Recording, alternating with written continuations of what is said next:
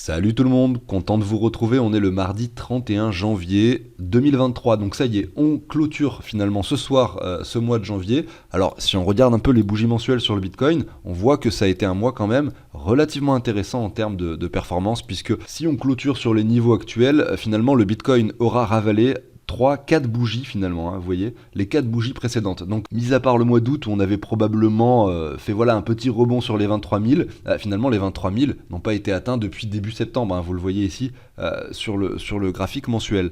Donc on aura le temps de revenir sur cette analyse mensuelle en essayant de déterminer les différents niveaux qu'on peut effectivement attendre pour 2023 à la hausse et à la baisse, hein. Il faut toujours envisager tous les scénarios et ne pas se focaliser sur par exemple une certitude, se dire par exemple je suis sûr que le Bitcoin ne retournera jamais aux 15 000 $. Ça serait finalement prendre un risque, effectivement, que l'on prenne des mauvais choix et que ce scénario se produise. Donc toujours jongler sur notre pourcentage de stablecoin, de crypto, en fonction des différents scénarios que l'on envisage. Donc aujourd'hui, on va parler principalement des altcoins. Alors j'en ai ouvert plein pour vous, on va vraiment en regarder beaucoup, mais on va les passer assez rapidement. Et surtout, on va essayer de voir comment est-ce que, dans le contexte actuel, on peut choisir sur quel altcoin investir, parce que c'est compliqué.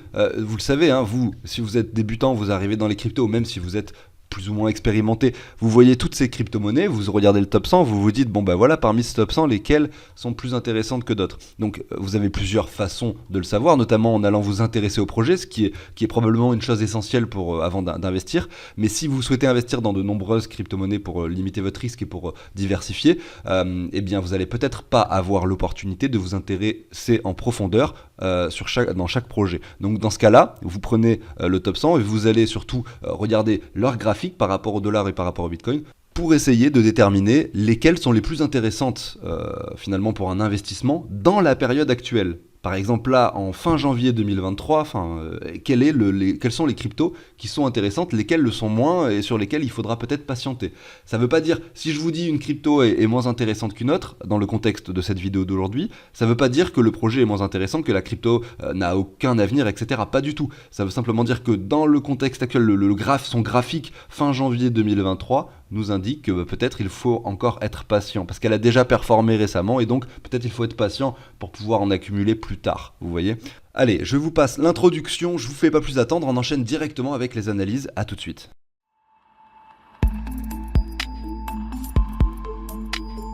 Alors déjà, première chose que l'on constate, les altcoins sont plutôt en train de chuter par rapport au Bitcoin. C'est ce que l'on a vu depuis plusieurs semaines.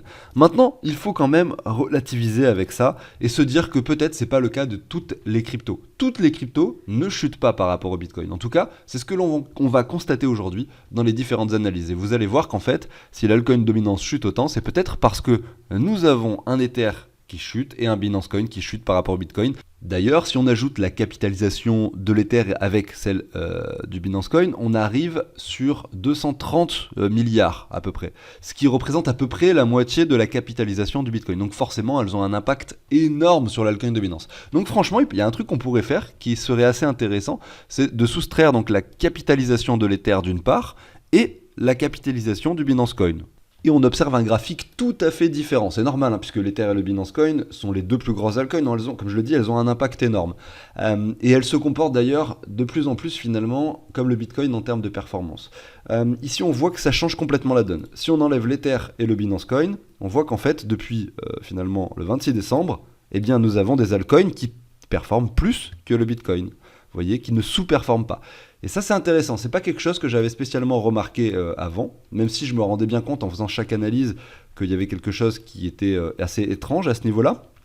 Mais par exemple, regardez, bon, on va prendre, je sais pas moi, celles, parce qu'a priori, maintenant qu'on a retiré l'Ether et le Binance Coin, celles qui ont le plus d'impact, bah, ce sont les suivantes: XRP, Cardano, Dogecoin, Matic, OKB, Solana, Polkadot, Shiba Inu, Litecoin, Avalanche, Tron, etc., etc. Je suis allé voir les graphiques de ces cryptos, et il y en a une sur deux qui a performé. Par exemple, je vous montre tout simplement, alors le Litecoin par exemple, si on se met le 26 décembre, parce qu'en fait c'est depuis je retourne sur l'altcoin dominance, ici voilà, c'est le 2 janvier, 26 décembre, 2 janvier. C'est à peu près le début de cette performance des altcoins par rapport au Bitcoin. Si on regarde la réelle altcoin dominance, finalement cette chute, pareil, elle a commencé à cette date, le 26 décembre. Donc en fait, ce que l'on observe, c'est que pendant cette phase-là, regardez le Litecoin par exemple, entre le 26 décembre, hop, est maintenant est un petit peu plus élevé, donc ça veut dire que le Litecoin a pris de la valeur légèrement par rapport au Bitcoin. Si on regarde DOT, BTC, vous voyez le DOT, donc par rapport au 26, on est sur les mêmes niveaux, voire un petit peu plus élevés. En fait, on a énormément chuté avant pour beaucoup de cryptos. Par exemple, Solana, c'est pareil avec l'histoire FTX. Elle avait énormément chuté finalement en 2022. Et en fait, en 2023, elle fait quand même, et elle a un impact énorme forcément sur cette altcoin dominance parce qu'elle est 12e. Donc altcoin sans l'Ether et sans le Binance Coin. Et donc, elle établit 78% par rapport au Bitcoin en 4 semaines. Donc voilà, c'est ça qu'il faut quand même regarder. Et quand on regarde, et c'est pour ça que je voulais vous montrer ça en début d'émission, parce que finalement, quand on se met l'altcoin dominance comme ça, celle que je vous mets ici de base, on regarde souvent ensemble, eh bien derrière, il faut quand même approfondir des analyses de chaque altcoin une par une pour pouvoir choisir lesquelles sont intéressantes pour un investissement. Puisque finalement, si je prends simplement ceci, je vois qu'on est dans une zone de rechargement, certes. Enfin, en tout cas, on semble y retourner, enfin y aller dans cette zone de rechargement, mais on sait que l'impact de cette chute est principalement causé par l'Ether et le Binance Coin. Et d'ailleurs, du coup, par conséquent, c'est les deux premières cryptos qu'on va regarder, puisque c'est les deux plus grosses.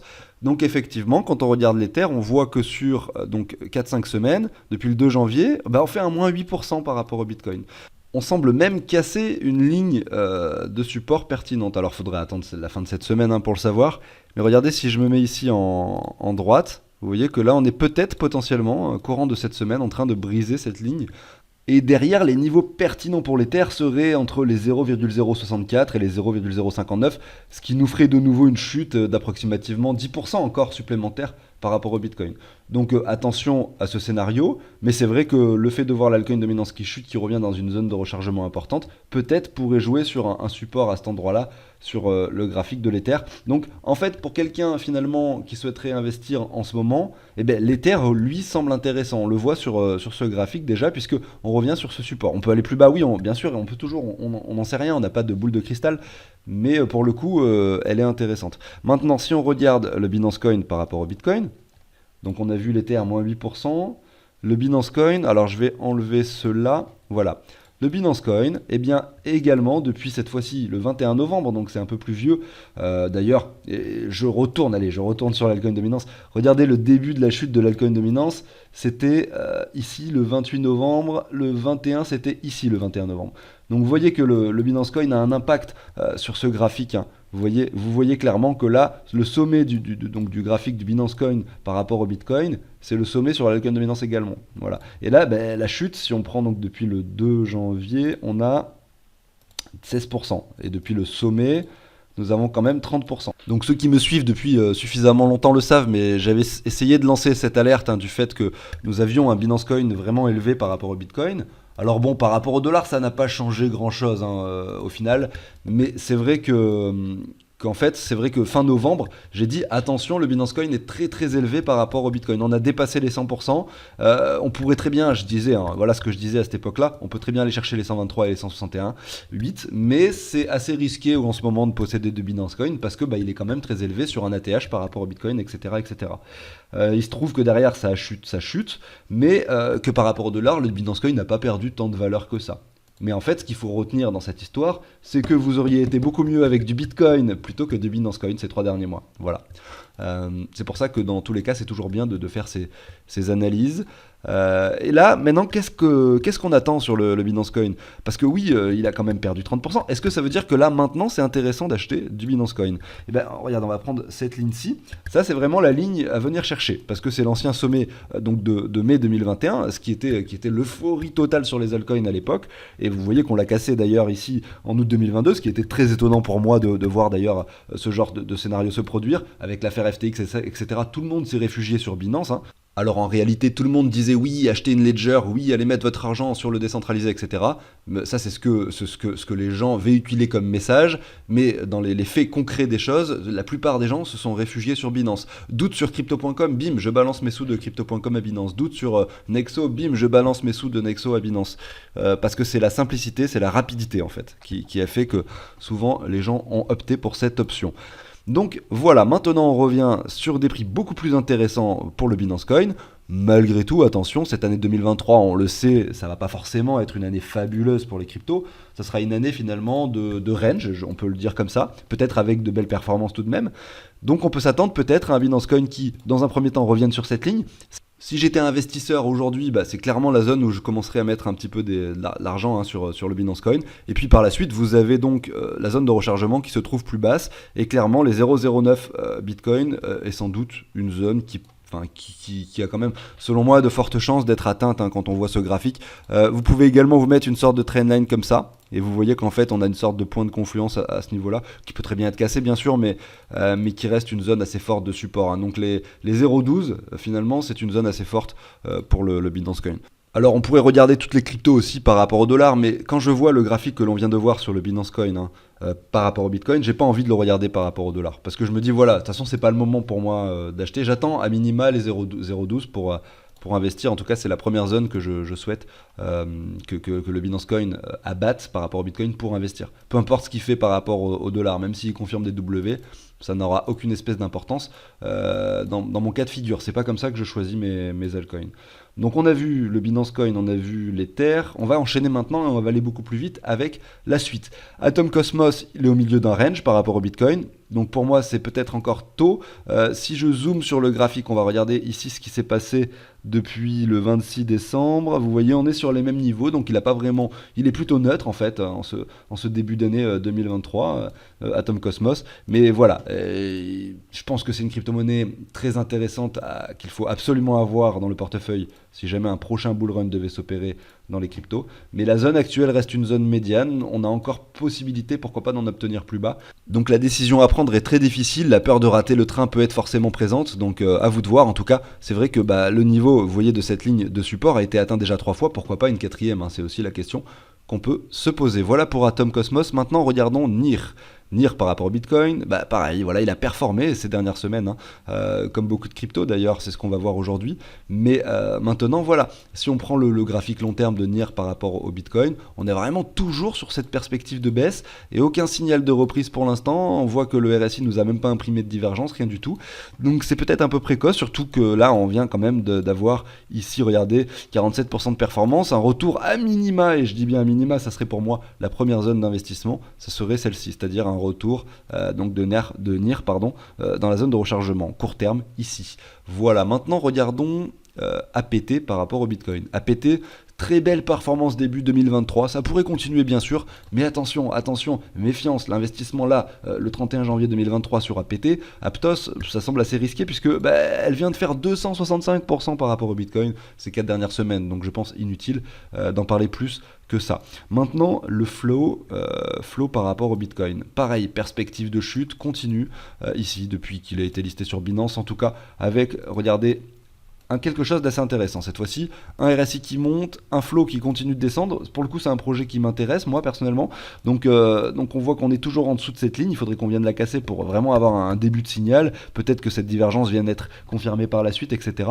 Mais malheureusement, on voit que Flow fait des plus bas toujours plus bas, donc même si, quand vous voyez des cryptos comme ça, comme NIR, comme Flow, etc., qui enfoncent à chaque fois des nouveaux bottoms sans avoir vu de W, de range, de quelque chose qui nous montre des signaux de reprise, il faut toujours vraiment modérer ses investissements avec des très très faibles sommes si jamais vous voulez investir dans ces cryptos. On va voir par la suite qu'il y en a d'autres qui ne sont pas forcément similaires. GRT, donc The Graph, c'est la même chose, on fait toujours des nouveaux plus bas, le RSI semble se reprendre. Configuration exactement similaire à celle de Flow. IGLD, j'enchaîne, et là cette fois-ci on voit que c'est différent, puisque le bottom a été atteint ici en juin 2022, et depuis, regardez, on a eu cette belle performance, on a latéralisé ici, on revient depuis du coup début, donc janvier 2023, sur des niveaux beaucoup plus bas. D'ailleurs, si je prends un Fibo comme ça, je récupère ceci, on voit qu'on revient sur les 85,4. Honnêtement, pour quelqu'un qui a toujours voulu investir dans IGLD et qui finalement avait manqué cette opportunité d'achat et se trouvait bloqué ici, aujourd'hui vous avez de nouveau une opportunité très intéressante. Pour le coup, moi quand je vois ce graphique, parmi tous ceux qu'on a vus jusqu'à maintenant, c'est probablement la crypto sur laquelle j'aurais le plus envie, en tout cas aujourd'hui, de faire un investissement. En plus de ça, regardez cette ligne. Bon, ici a été cassé légèrement à la hausse. Ici, on est desservi de support également là, et on est dessus de nouveau. Donc, à voir un petit peu ce qui se passera sur IGLD. On enchaîne avec XTZ. Toujours de nouveau plus bas. Attention, XTZ ne montre pas vraiment de choses intéressantes ici. Pareil que les autres que je vous montrais tout à l'heure. Toujours de nouveau plus bas. On vient s'appuyer sur cette ligne. Vous voyez que depuis finalement le 12 décembre, on latéralise. J'ai l'impression, alors après on peut pas trop savoir ce qui se passera sur les années qui viennent, mais on sait forcément que même dans le top 100, il y a des projets qui a priori disparaîtront. Peut-être que Tezos en fera partie. Et sachez que moi, d'ailleurs, lors du précédent bullrun, surtout en fin de bullrun, j'avais mis quand même une somme assez importante sur Tezos. Un peu plus que ce que j'aurais dû, un peu plus que ce qui aurait été raisonnable de faire. Mais bon, on fait souvent des erreurs et j'en fais bien sûr assez régulièrement, même si de temps en temps, il y a de très bonnes choses aussi qui se passent. Alors, on continue avec Chiliz. Donc là, Chiliz, pour le coup, par rapport au Bitcoin, pareil, si par exemple fin 2022 ou l'été dernier vous étiez à fond sur Chiliz et que voilà effectivement moi pendant les émissions je disais attention, Chiliz est quand même très très haut par rapport au Bitcoin, regardez au-dessus finalement de ces clôtures de mars 2021, donc c'était quand même un peu risqué d'investir ici. En plus de ça, le graphique nous a même dessiné, regardez ici, alors non ça c'est pas ici, pardon. Ici regardez, un cours qui monte, un RSI, vous voyez, qui fait un double top, voire qui descend légèrement, avec derrière finalement un ATH, regardez, de Chiliz par rapport au Bitcoin. Alors c'est pas l'ATH, non, on avait peut-être fait un niveau supérieur ici en mars 2021, mais un niveau encore plus élevé avec un RSI, regardez, qui descend encore, là c'était vraiment le signal qu'il fallait faire très attention, bien sûr. Et maintenant, regardez, on revient sur des niveaux intéressants. Donc en parallèle, vous avez donc IGLD qui semble très intéressant en ce moment, et le Chiliz qui revient sur des zones qui peuvent être investies aujourd'hui, hein. Une zone de rechargement pertinente, on peut encore aller plus bas, mais désormais vous prenez forcément moins de risques à investir maintenant plutôt qu'il y a quelques mois. Maintenant on continue avec, on était où là, on est ici, Cake, ça c'est la crypto-monnaie de PancakeSwap, vous voyez, et c'est une crypto-monnaie que j'aimerais bien avoir dans le portefeuille parce que c'est une des plateformes d'échange décentralisées les plus populaires, les plus utilisées, et c'est la crypto-monnaie de cette plateforme qui d'ailleurs au début était très inflationnaire, qu'il l'est toujours, attention, regardez ici l'offre totale et l'offre en circulation, ceci dit vous pouvez quand même faire travailler vos cakes et donc profiter de cette inflation sur le décentralisé, donc effectivement c'est un investissement qui je pense doit être suivi d'un stacking, vous voyez c'est pas un investissement qu'on doit faire juste comme ça, a priori, en tout cas depuis regardez le mois de mai 2022, eh bien, la crypto-monnaie ne fait que monter, elle est passée, donc ici elle a pris par rapport au Bitcoin, je vous montre 71%, et en ce moment on est en train de revenir sur des niveaux inférieurs, donc en plus de Chiliz et IGLD, parmi les cryptos qui sont selon moi intéressantes pour investir en ce moment, vous avez également Cake, ici la crypto-monnaie de PancakeSwap qui revient dans la zone de rechargement. Maintenant je vous montre Zilliqa, donc par rapport au 26 décembre on est un peu plus haut, mais sur le contexte long terme on est sur des niveaux plutôt intéressants. Vous avez, alors on l'a déjà passé de nombreuses reprises, hein, celle-là, cette ligne là, regardez, je vous la mets, je supprime celle-ci, qui représente finalement la zone qui a été cassée ici en mai 2020, et depuis on jongle dessus, et on revient de nouveau hein, sur la partie bas, sur cette ligne de support, donc pourquoi pas un investissement qui semble plutôt intéressant sur les niveaux actuels pour Zilliqa. Maintenant Mina Protocol, eh bien, malheureusement on a eu ces deux dernières semaines où cette crypto a pris 40%, donc soit on vient casser, donc là c'est assez clair hein, le graphique ici à l'écran, soit on vient casser cette ligne et à ce moment là on pourra se dire peut-être qu'on pourra aller chercher des niveaux supérieurs, soit on vient résister ici, on retourne en bas hein, du canal hein, et à ce moment là il faudra privilégier des achats plus bas. Maintenant, Solana, on l'a passé tout à l'heure. Bon, grosse performance début d'année 2023, pas étonnant, hein, dans le contexte que Solana a pu vivre avec cette panique sell que l'on a vu fin 2022. KDA, regardez, pareil, c'est comme les graphiques du début. Je pense que c'est un projet qui a énormément d'avenir, mais en revanche, le graphique nous montre toujours de nouveau plus bas, peut-être un début de divergence, mais j'attends des signes de reprise hein, pour pouvoir vraiment investir sur ce projet. Maintenant, qu'est-ce qu'on a ? Phantom, alors Phantom, je vous montre Phantom parce que regardez, depuis le 2 janvier, cette crypto a pris 80%. C'est quand même un truc de fou. Elle est en train de nous montrer des signes de reprise très importants. Maintenant, les zones que cette crypto pourrait atteindre, c'est les suivants. Vous avez les 61,8 un peu plus haut, etc. En cas d'une année 2023 assez pertinente, assez intéressante, on pourrait bien sûr sans aucun doute revenir sur les 38,2 par ici, voire un peu plus haut pour Phantom. Mais c'est clair et net que moi, c'est pas le genre de graphique que je recherche pour de l'investissement aujourd'hui, hein, parce que quand je vois ceci, c'est-à-dire 73%, en quelques semaines, hein, ça me refroidit pas mal. La seule chose que je pourrais faire si vraiment, admettons, j'avais pas de fantôme dans mon portefeuille et que j'en voulais absolument, ce qui n'est pas du tout le cas, j'en ai et je le hold depuis déjà bien longtemps, eh bien la seule chose que je pourrais faire, ça serait un rachat sur cette ligne-là, vous voyez ? la ligne qui se trouve ici un petit peu plus basse, puisque là on va pas se mentir, Phantom il a une configuration très intéressante, un W, donc une structure qui s'est produite dans une localisation intéressante. La localisation intéressante c'est ça, hein. Regardez, je prends tout ça, la zone de, bon là désolé je vais un peu vite parce que je suis un peu pressé, mais on est revenu en dessous des 85,4-90, donc on est dans une localisation intéressante, une structure qui se produit, une confirmation, une cassure d'un W, donc il manque plus que le retour sur la neckline, mais clairement c'est la zone où a priori ça peut être intéressant d'aller mettre quand même quelques billets sur Phantom. Voilà, donc j'arrive sur la fin de cette émission, j'espère que ça vous a plu, n'hésitez pas à vous abonner, à liker si le contenu vous plaît, on se retrouve demain pour de nouvelles aventures, notamment avec le portefeuille fictif que l'on établit ensemble depuis novembre, qui est d'ailleurs en positif au vu des circonstances du mois de janvier 2023. Voilà, allez à demain, ciao tout le monde, salut.